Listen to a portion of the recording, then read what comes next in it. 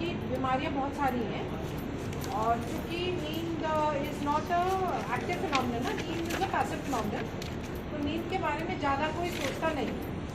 और 24 आवर्स में हमको बहुत कुछ करना होता है। जैसे नींद is the most disposable item ना, डिस्पोजेबल मतलब उसको सैक्रिफाइस कर दो। तो नींद की बीमारियां ऐसी होती हैं, ज़्यादा नींद हो सकती है जिसको हम हाइपर सोमनोलेसेंस बोलते हैं, इंसान सोता रहता है।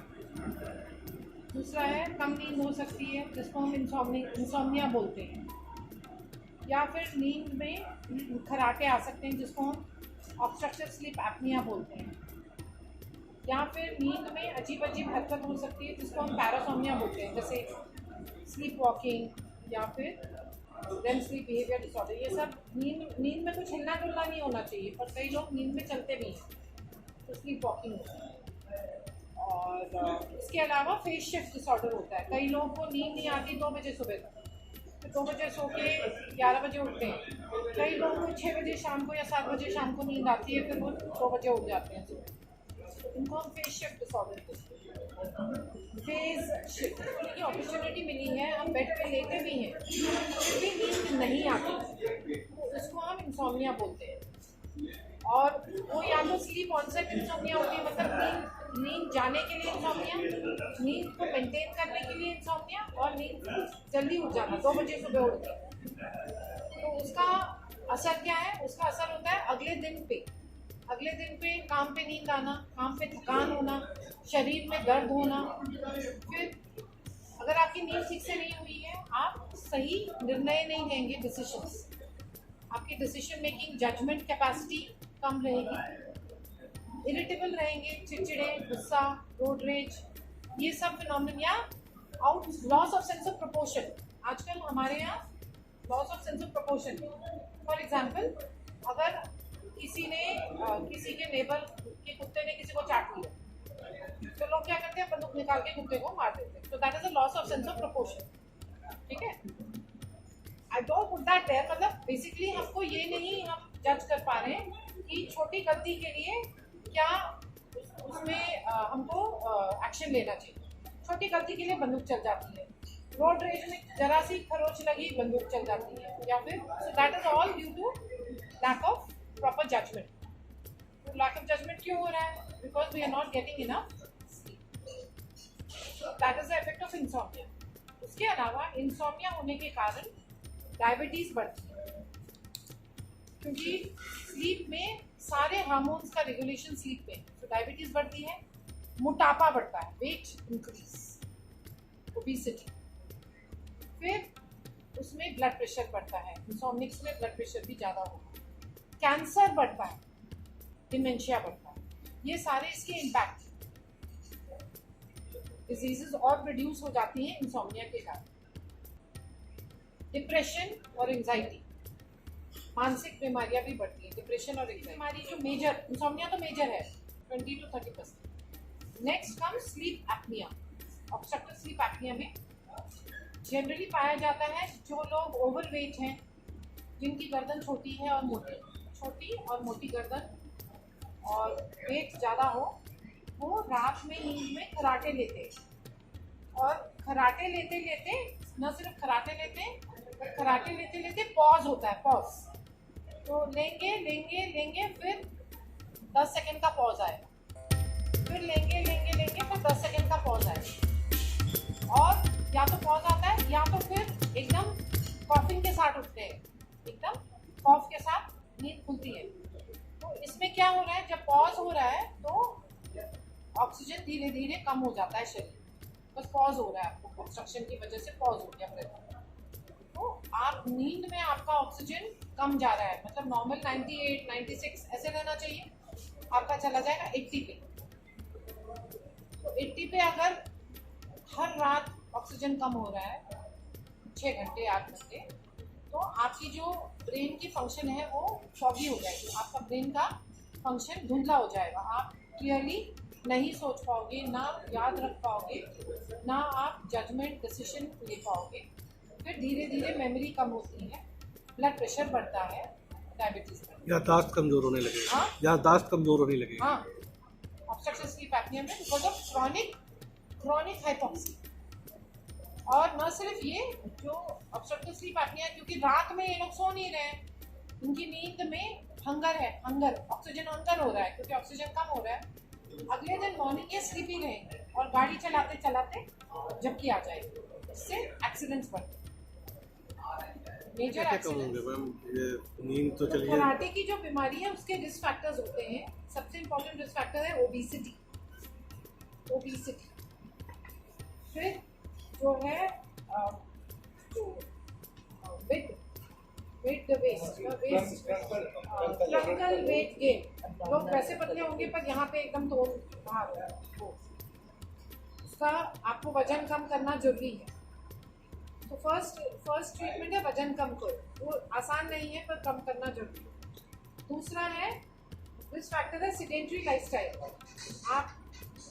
आप एकदम मतलब नॉन फिजिकल एक्टिव हैं, आप ज़्यादा समय बैठे ही हैं, तो ऑटोमेटिकली रिस्क बढ़ेगा, क्योंकि आपको फिजिकल एक्टिविटी में एक तो एक्सरसाइज मिल रही है, दूसरा मसल टोन मिल रहा है। आपका टोन बढ़ रहा है जब आप चलते हैं या कुछ एक्सरसाइज करते हैं, आपकी मसल्स क्या बोलते हैं, लचीली या क्या बोलते हैं, फ्लेक्सिबल रहती है, इलास्टिसिटी उसकी बनी रहती है। अगर आप बैठे रहिए तो मसल देखिए एकदम ऐसे सॉफ्ट हो जाएगा, टोन नहीं रहेगा मसल।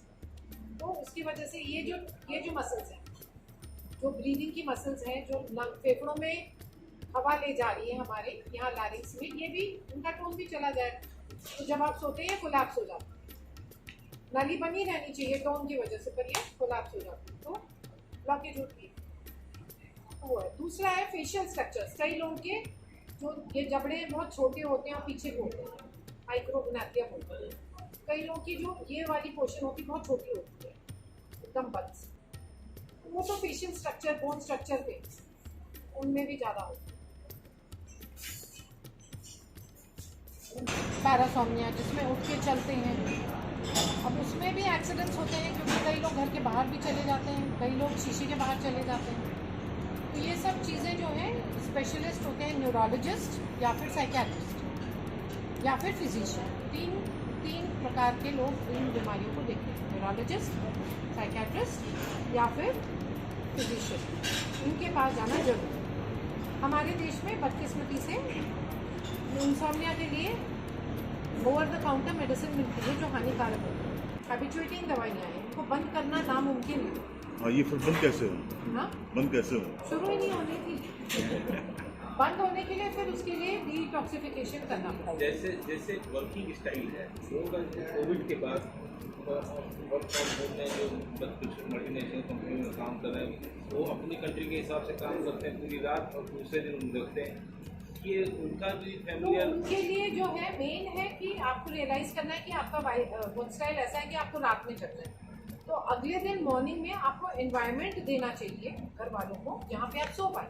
वो एनवायरनमेंट कैसा होना चाहिए? अंधेरा होना चाहिए। मॉर्निंग में अंधेरा करो कमरे में, मतलब काले कर्टन्स लगाओ, हेवी कर्टन्स लगाओ, साउंड नहीं आनी चाहिए, दूध वाला है, बेल बजाया, लेकिन हम लोग की पेपर वाला आदत है। दिन में सोने की जैसे नहीं है, अब वो अगर आप रात में काम कर रहे हैं 24 घंटे में, अगर मान लो आपने रात में 8 घंटे अमेरिका के लिए काम किया, तो आपको सुबह को 7-8 घंटे सोना पड़ेगा, नहीं तो आपकी शरीर पे असर पड़ेगा।